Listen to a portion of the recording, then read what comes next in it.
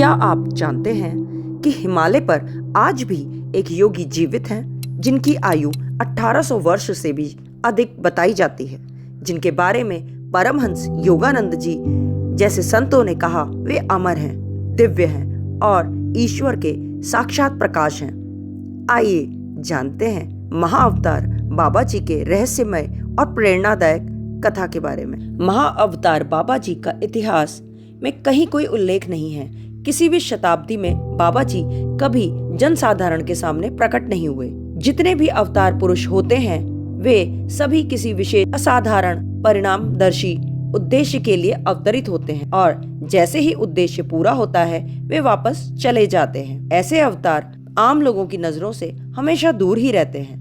वे जब चाहें अपनी इच्छा अनुसार अदृश्य होने के सामर्थ्य रखते हैं। बाबा जी के परिवार या जन्म स्थान के विषय में कभी किसी को कुछ पता नहीं चल पाया। महाअवतार बाबा जी को श्रद्धा से लोग अलग अलग नामों से पुकारते हैं। लाहड़ी महाशय जी कहा करते थे, जब भी कोई श्रद्धा के साथ बाबा जी का नाम लेता है उसे उसी वक्त आध्यात्मिक आशीर्वाद प्राप्त होता है। महाअवतार बाबा जी के शरीर पर आयु का कोई लक्षण दिखाई नहीं देता। वे अधिक से अधिक 25 वर्ष के युवक दिखते हैं। गोरा रंग, मध्यम कद, बलिष्ठ शरीर, काले नेत्र, दया से भरे लंबे बाल। एक बार महाअवतार बाबा जी अपने कुछ शिष्यों के साथ पर्वतों में एक स्थान से दूसरे स्थान जा रहे थे। किसी स्थान पर कुछ समय बिताने के बाद बाबा जी कहते हैं, अपना डेरा डंडा उठाओ। बाबा जी का यह आदेश अपनी मंडली के साथ उसी समय दूसरे स्थान पर पहुंचने का संकेत होता है। बाबा हमेशा ही एक स्थान से अदृश्य होकर दूसरे स्थान पर प्रकट होने की इस पद्धति का उपयोग नहीं करते थे। कभी कभी वे एक शिखर से दूसरे शिखर पर पैदल भी जाया करते हैं। जब बाबा जी की इच्छा होती है तभी उन्हें कोई देख या पहचान पाता है। बाबा जी ने अपने कई भक्तों को अलग अलग रूपों में दर्शन दिए हैं, जैसे कभी दाढ़ी मूछ के साथ तो कभी दाढ़ी मूछ के बिना।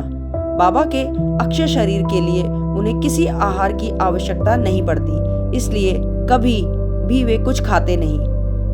यदि कभी वे लौकिक जगत में अपने शिष्यों के साथ होते तो वे उनके भाव की वजह से कभी फल या चावल स्वीकार कर लेते थे। एक बार एक रात एक बाबा के शिष्य वैदिक यज्ञ के लिए विशाल आग को घेर कर बैठे थे।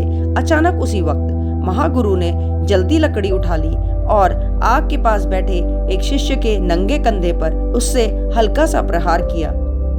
तभी वहां मौजूद लाहड़ी महाशय ने अपना विरोध प्रकट किया और कहा, यह तो क्रूरता है गुरुदेव। बाबा ने उत्तर दिया, अपने गत कर्मों के फलस्वरूप तुम्हारी आंखों के सामने वह पूरा जलकर राख हो जाता तो क्या वह तुम्हें अच्छा लगता?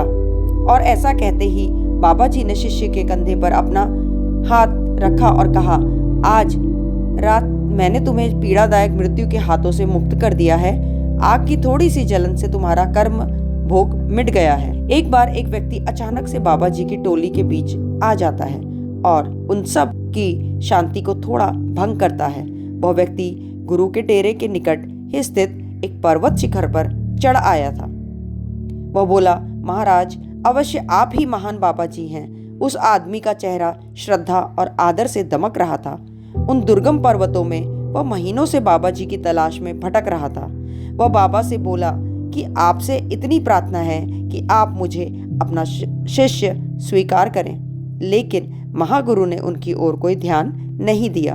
तो उस आदमी ने पर्वत शिखर के नीचे पत्थरों से भरी गहरी खाई की ओर हाथ दिखाकर कहा, यदि आप मुझे स्वीकार नहीं करेंगे तो मैं इस पर्वत से कूद पड़ूंगा।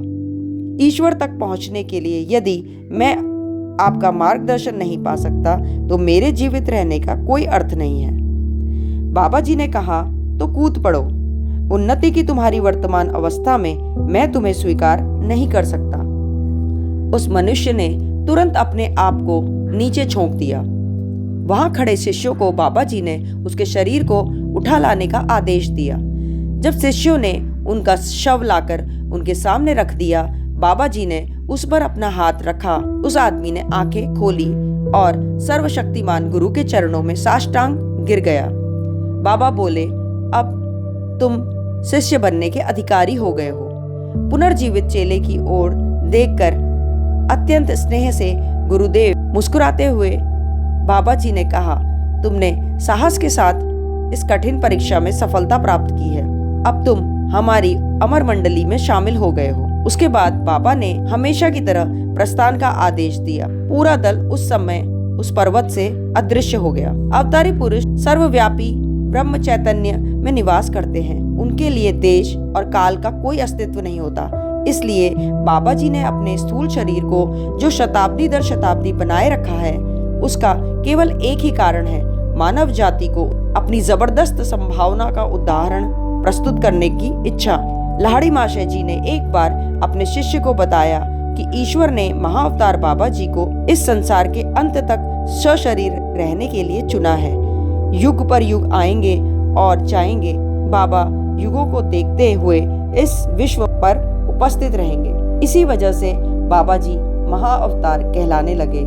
बाबा जी का नाम महाअवतार इसलिए पड़ा क्योंकि वे किसी भी संस्था या परंपरा में दीक्षित नहीं थे, बल्कि सीधे ईश्वर द्वारा प्रकट दिव्य आत्मा माने जाते हैं। कहा जाता है कि महाअवतार बाबा जी आज भी हिमालय के बद्रीनाथ क्षेत्र दुनागिरी पर्वत में किसी गुप्त गुफा में ध्यानस्थ रहते हैं।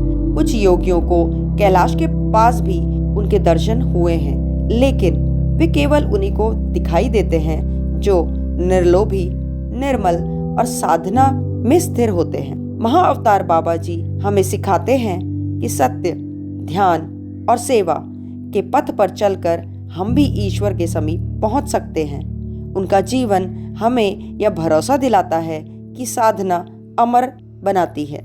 दोस्तों, अगर आपको यह वीडियो पसंद आया तो आप इसे लाइक करें, सब्सक्राइब करें और कमेंट में जय गुरुदेव लिखना ना भूलें।